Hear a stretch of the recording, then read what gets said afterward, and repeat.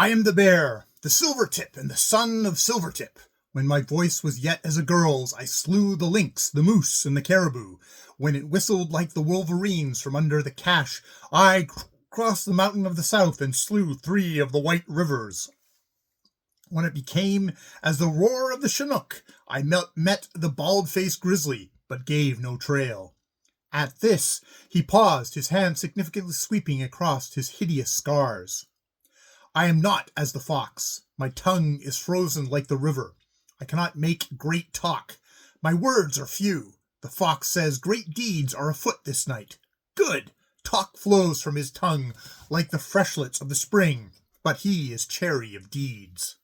This night shall I do battle with the wolf. I shall slay him, and Zarinska shall sit by my fire. The bear has spoken. Though pandemonium raged about him, Scruff Mackenzie held his ground. Aware how useless was the rifle at close quarters, he slipped both holsters to the fore, ready for action, and drew his mittens till his hands were barely shielded by the elbow gauntlets. He knew there was no hope in attack en masse, but, true to his boast, he was prepared to die with teeth fast locked.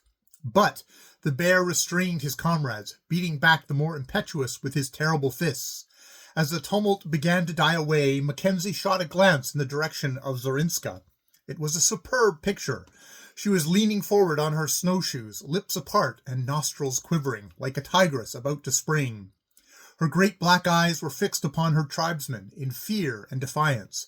So extreme the tension, she had forgotten to breathe. With one hand pressed spasmodically against her breast and the other as tightly gripped about the dog whip, she was as turned to stone. Even as he looked, relief came to her. Her muscles loosened. With a heavy sigh, she settled back, giving him a look more than of love, of worship. Feling Tananen was trying to speak, but his people drowned his voice. Then Mackenzie strode forward. The fox opened his mouth to a piercing yell, but so savagely did Mackenzie whirl upon him that he shrank back, his larynx all a-gurgle with suppressed sound. His discomfiture was greeted with roars of laughter and served to soothe his fellows to a listening mood.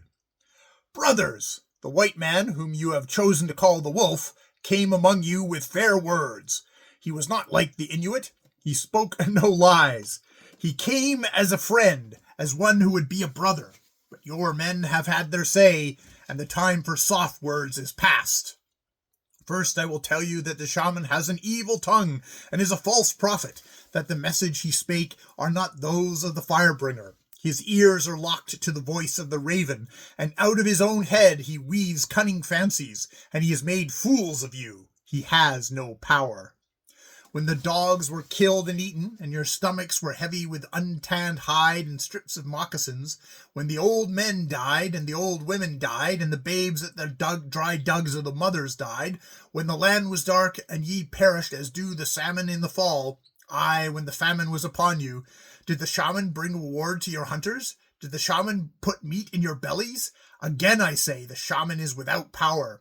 Thus I spit upon his face. Though taken aback by the sacrilege, there was no uproar.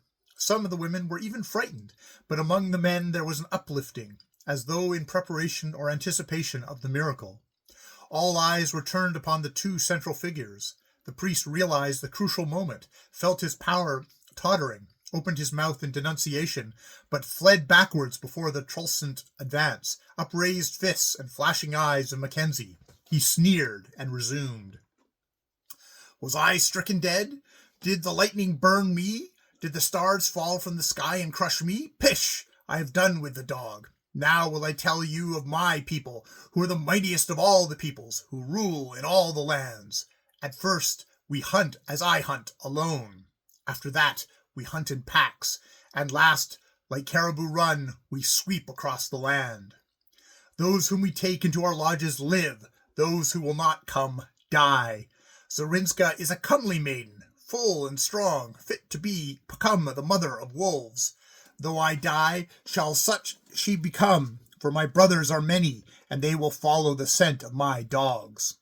Listen to the law of the wolf, Whoso taketh the life of one wolf, the forfeit shall 10 of his people pay. In many lands has the price been paid, in many lands shall it yet be paid. Now will I deal with the fox and the bear. It seems they have cast eyes upon the maiden. So, behold, I have brought her. Thling Tenen leans upon the rifle. The goods of purchase are by his fire. Yet will I be fair to the young men. To the fox, whose tongue is dry with many words, I will give of tobacco 5 long plugs. Thus will his mouth be wetted, that he may make much noise in the council. But to the bear, of whom I am well proud, I will give of blankets 2, of flour 20 cups, of tobacco double that of the fox, and if he fare with me over the mountains of the east, then will I give him a rifle, mate to the Tlingtans. If not, good, the wolf is weary of speech, yet once again will he say the law. Whoso taketh the life of one wolf, the forfeit shall 10 of his people pay. Mackenzie smiled as he stepped back to his old position, but at heart he was full of trouble. The night was yet dark. The girl came to his side, and he listened closely as she told of the bear's battle tricks with the knife. The decision was for war. In a trice, scores of moccasins were widening the space of beaten snow by the fire. There was much chatter about the seeming defeat of the shaman. Some averred that he had but withheld his power, while others conned past events and agreed with the wolf. The bear came to the center of the battleground, a long naked hunting knife of Russian make in his hand. The fox called attention to Mackenzie's revolvers, so he stripped his belt, buckling it about Zarinska, into whose hands he also entrusted his rifle. She shook her head that she could not shoot. Small chance had a woman to handle such precious things. Then, if danger come by my back, cry aloud, my husband! Know thus, my husband! He laughed as she repeated it, pinched her cheeks, and re-entered the circle. Only in reach and stature had the bear the advantage of him, but his blade was longer by a good 2 inches. Scruff Mackenzie had looked into the eyes of men before, and he knew it was a man who stood against him. Yet he quickened to the glint of the light on the steel, to the dominant pulse of his race.